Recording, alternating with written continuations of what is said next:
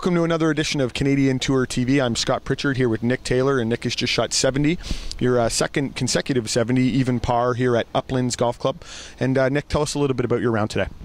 It was a little bit of a frustrating round, I guess you could say. It was kind of didn't get anything going early. Made a bad bogey and then made a couple birdies and got the round got it going, and then made a couple dumb bogeys in a row. So it was frustrating. Then had some birdie chances coming in and was able to birdie 7, but overall it was okay. But I had some chances out there that I kind of let slip away. And this is your first time actually playing this golf course, even though you're a BC native. Uplands Golf Club is not one that's maybe on the rotation for you, or you haven't had a chance to play. Tell us a bit how it sets up for you. I like it. There's not a lot of drivers, which I'm not the shortest hitter, but I'm kind of average, so it kind of takes the long hitter out of play. You got to be accurate off the tee and then kind of be precise coming in. And with the greens as firm as they are, it's you got to know where your ball's landing and kind of feed into the hole instead of just kind of sticking them. So it's been tough, and scores are showing it, but it's out there. If you're hitting a lot of fairways, a lot of greens, and rolling some putts, you can shoot a good score.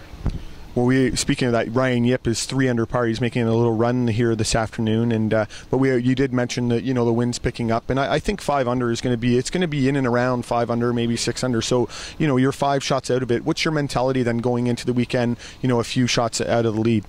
I think tomorrow I have to get off to a good start. Going maybe 1 or 2 under on the front nine at least, and kind of, I won't say putting pressure on the guys because there's a bunch of guys there, but just getting a little momentum and not kind of faltering. And if I can shoot maybe 3 under tomorrow and 3-4 under, and maybe give a chance for Sunday, it'll you never know. I don't think the score's gonna be that much lower this weekend if it's supposed to be nicer, so it's gonna firm up. So you never know, but getting off to a good start is kind of key tomorrow.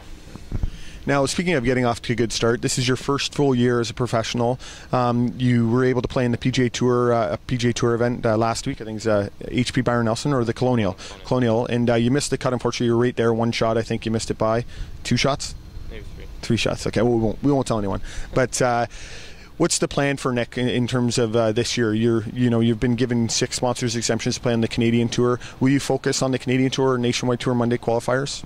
As of now, it's just I'm going to stick to Canadian Tour. If I have a week off in there and it makes sense to fly down and do a Monday qualifier for Nationwide, then I'll do it. But I'm just looking for a consistent schedule and kind of tournament after tournament, and kind of know where I'll be playing and not jumping around hoping I'll be playing somewhere. So I'm going to stick to the Canadian Tour as of now, and hopefully kind of get in a groove and get some good rounds going.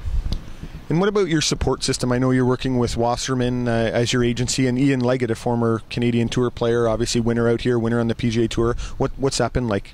It's been good. Ian, we were just talking about it. He's kind of a friend / business guy and / mentor, and sometimes with how to play out here, how to kind of cope with traveling, all that kind of stuff. So it's been good so far, and hopefully it'll get better. And now, I guess in a few weeks, Matt Hill, one of your good buddies and a great young Canadian, is going to join you out here. Bit of a rivalry there. I think it's an imposed one on the media, has sort of imposed that on you guys. Tell us a little bit about what your relationship's like with Matt.